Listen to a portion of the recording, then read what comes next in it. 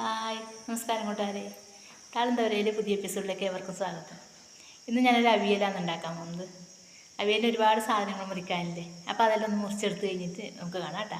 അവിയലിന് ആവശ്യമായ പച്ചക്കറികളെല്ലാം മുറിച്ച് വെച്ചിട്ടുണ്ട്. അപ്പോൾ നമുക്കത് ഉണ്ടാക്കുന്നത് എങ്ങനെ നോക്കാം. അവിയലിന് ഉണ്ടാക്കാനുള്ള സാധനമെല്ലാം മുറിച്ച് റെഡിയായി. ഉരുളി അടുപ്പത്ത് വെച്ചിട്ടുണ്ട്, തീ വെച്ചിട്ടാണ്. എല്ലാ പച്ചക്കറി എല്ലാ സാധനങ്ങളും മുറിച്ച് വെച്ചിട്ടുണ്ട്. ഇത് വേവ് കൂടുതലുള്ള സാധനങ്ങളെല്ലാം നമുക്ക് മുമ്പിൽ ചേർത്ത് കൊടുക്കാം. നമുക്ക് അവിയലാക്കുമ്പോൾ ആദ്യം നമുക്ക് ഉരുളിയിലേക്ക് ലേശം തേങ്ങ ഇട്ട് കൊടുക്കണം. അതിൻ്റെ അടുത്ത് പിടിക്കാതിരിക്കാൻ വേണ്ടിയിട്ടാണ് ഇത്. കുറച്ച് തേങ്ങ ഇട്ട് കൊടുത്തിട്ട് കുറച്ച് വെളിച്ചെണ്ണ ഒഴിച്ച് കൊടുക്കണം. ചെയ്ത് കുറച്ച് കരിയാണ്ട് ഇട്ട് കൊടുക്കാം. വെള്ളരിക്കയാണ് ആദ്യം ഇട്ട് കൊടുക്കുന്നത്.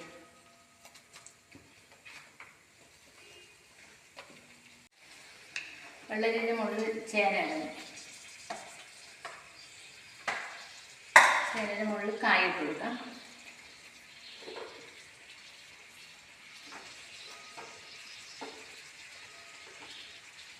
ക്യാരറ്റ് ഇടാം.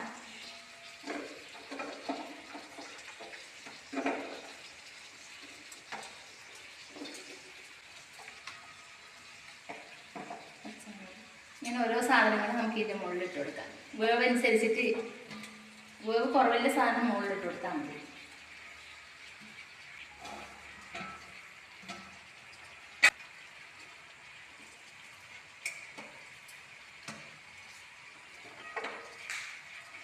പടവലങ്ങ,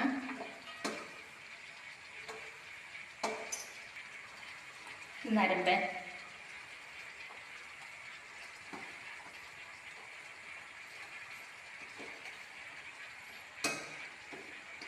മാങ്ങ,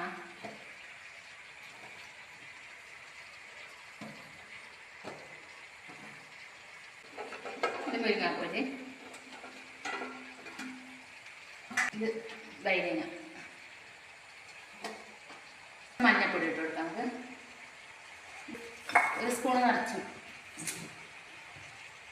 പിന്നെ ഇതിലേക്ക് ഇതിനാവശ്യത്തിന് ഉപ്പിട്ട് കൊടുക്കാം. ഇപ്പെല്ലാം നമുക്ക് കയ്യിൽ കണക്കാവുന്നില്ല, ഞാൻ സ്പൂണിൻ്റെ കണക്കല്ല കൈ കണക്ക് വെച്ചിട്ടാണ്. പിന്നെ ഇതിനാവശ്യമായ വെള്ളം ചേർത്ത് കൊടുക്കാം.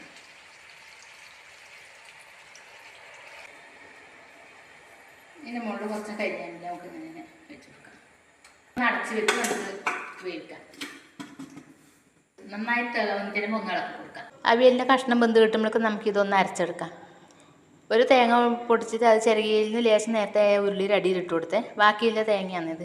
ബാക്കിയുള്ള തേങ്ങയും പച്ചമുളകും ചെറിയ ഉള്ളിയും വെളുത്തുള്ളിയും ജീരകവും തക വന്നിട്ടുണ്ട്. ഒന്നിനെ നമുക്ക് ഇളക്കി കൊടുക്കാം.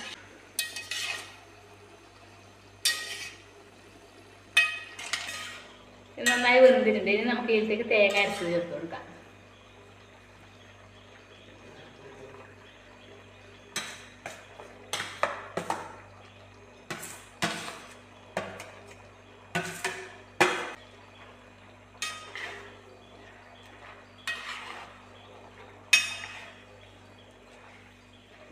ഇത് നന്നായി മിക്സ് ആക്കിയതിന് ശേഷം ഇതിൽ തൈര് ഒഴിച്ച് കൊടുക്കാം.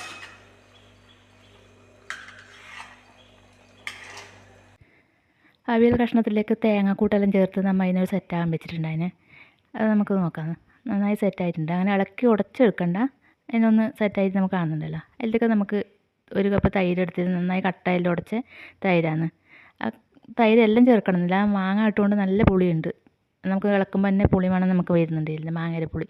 അപ്പോൾ നമ്മൾ ഇതിന് ഒരു 3/4 കപ്പ് തൈര് ഒഴിച്ച് കൊടുത്തിട്ട് അതൊന്ന് നന്നായി മിക്സ് ചെയ്തെടുക്കാം. നമുക്ക് തൈര് പറ്റിയിട്ടാണെന്നുണ്ടെങ്കിൽ ലാസ്റ്റ് വേണമെങ്കിൽ ഒഴിച്ച് കൊടുക്കാം തൈര്.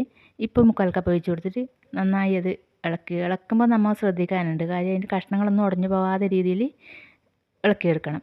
നമുക്ക് കയ്യിൽ വെച്ച് ഇളക്കുന്നതാണെങ്കിൽ അത് എന്തായാലും ഉടഞ്ഞു പോകും. അപ്പോൾ നമ്മൾ ചട്ടുകം വെച്ചിട്ട് നമ്മൾ ഇങ്ങനെ ചിള്ളി എടുത്തിട്ട് എല്ലാ ഭാഗങ്ങളിലേക്കും അതിൻ്റെ തൈര് എത്തുന്ന വിധത്തിലൊന്ന് ഇളക്കി മിക്സാക്കി കൊടുക്കണം.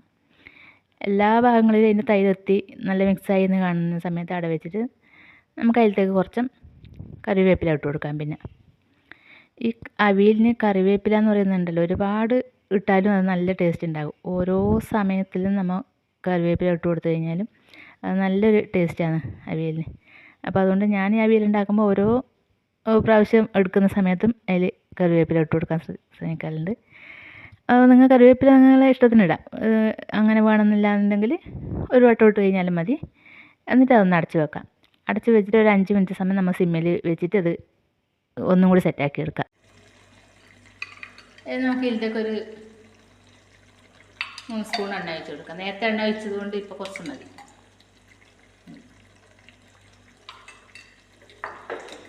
ഇനി ഇതൊന്ന് അടച്ച് വെച്ച് നമുക്ക് തീ ഓഫാക്കാം. അവിയൽ റെഡിയായി അങ്ങനെ. അപ്പോൾ നമുക്കതൊന്ന് കഴിച്ച് നോക്കിയാലോ. അവിയൽ തിന്ന് നോക്കട്ടെ.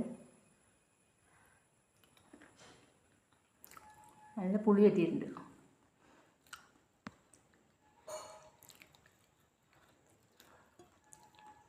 ചൂടുണ്ട്, നല്ല ടേസ്റ്റ് ഉണ്ട്, അടിപൊളി അവിയൽ. അപ്പോൾ എല്ലാവരും ഇങ്ങനെ ഒന്ന് ഉണ്ടാക്കി നോക്കാം. അപ്പോൾ എല്ലാവരും ഇങ്ങനെ ഉണ്ടാക്കി നോക്കിയിട്ട് അഭിപ്രായം എങ്ങനെ ഉണ്ടായിരുന്നു എന്നുള്ളത് കമൻറ്റ് ചെയ്യുക. പിന്നെ എപ്പോഴും പറയുന്ന പോലെ ലൈക്ക് ചെയ്യുക, സബ്സ്ക്രൈബ് ചെയ്യുക, ഷെയർ ചെയ്യുക.